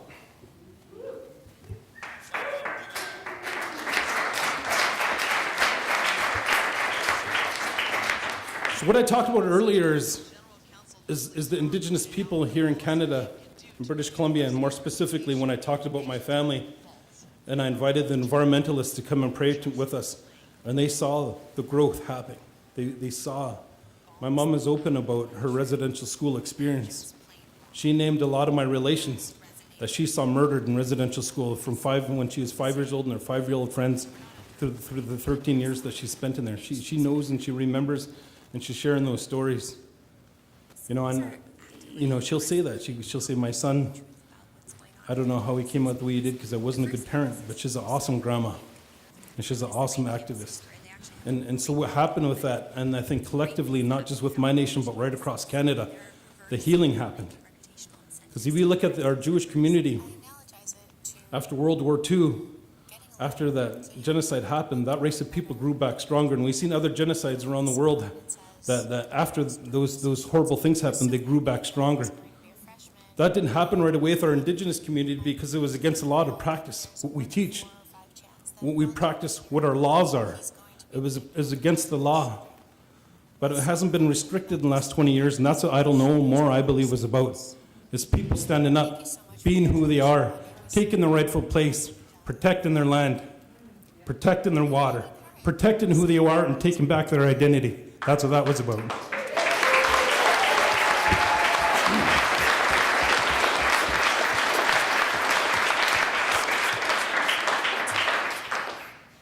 So these are just some of the nations that came together.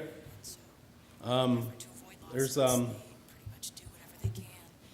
part of the nations from the United States and along our Sailor Sea that came together and signed the phrase, the Sailor Sea Treaty. And this is the conference that I talked about that we helped put on down in South Dakota. You know, the secret's out that that's the CIA. They're right there, Ben. Caleb. But what it was is the new Cowboy and Indian Alliance. That's what that is.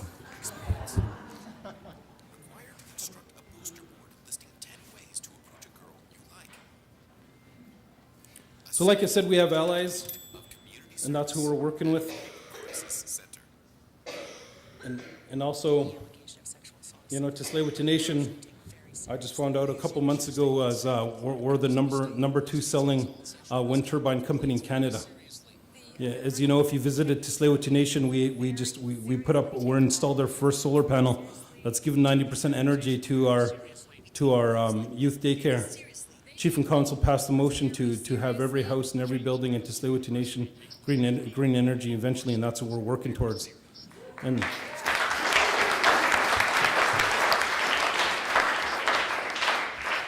that was important for our community members. You know, things that stick out about what our elders said when we had that referendum before we did the vote. One of our elders said, when our relations over in Alberta are dying, that's reason enough for us to say no. When our elders picked up a baby and said, this is my great-grandchild and this is why I'm saying no. And they said, things have been reversed. If we have the technology to put a man on the moon, let's find out what the technology is to clean our waters. And that happened. Our salmon count not long ago was 3,000 for one of our main rivers. Because of Tsleil-Waututh's efforts, we brought that up to 100,000. You know, that's a big difference. The elk reintroduction program was huge for our community. I saw a beautiful documentary on just recently about the wolves coming back into Yellowstone Park. And the same thing that we're seeing happening up in Indian Arm when we introduced elk, which is bringing back wolves. When it brings back wolves, it starts to even shape the river and slow it down. When the river starts to slow down, that's because vegetation is growing on and they're holding on, the roots are holding on to the dirt. And because those roots are growing into flowers and growing into trees, it's bringing back different species of plants, which is bringing back different species of birds. It's completing the ecosystem. So our elders knew when they make choices like this that we could correct the things that have gone wrong. And a good start is taking care of the $1.6 billion annual subsidies that Canada gives to these fossil fuel companies and directed for some good positive change.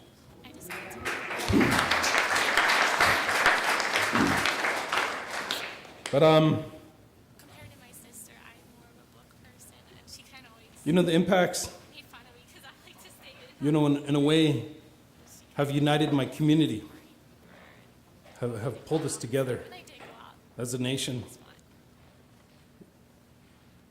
You know, and in turn, we turned around and did outreach to a lot of you.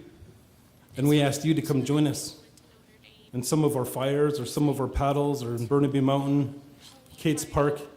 We shared our ceremonies with you.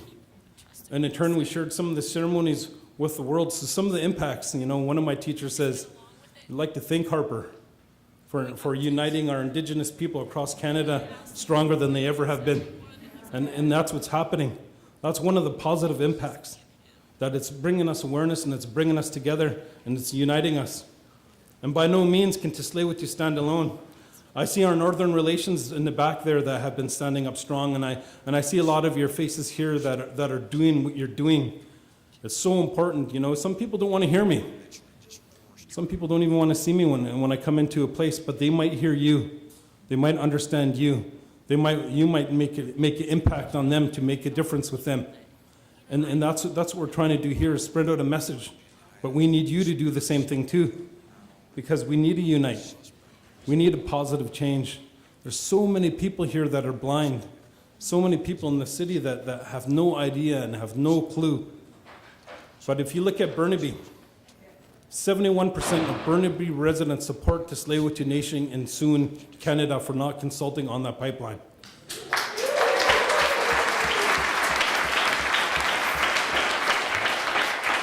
What I believe that is because with your help, we educated them.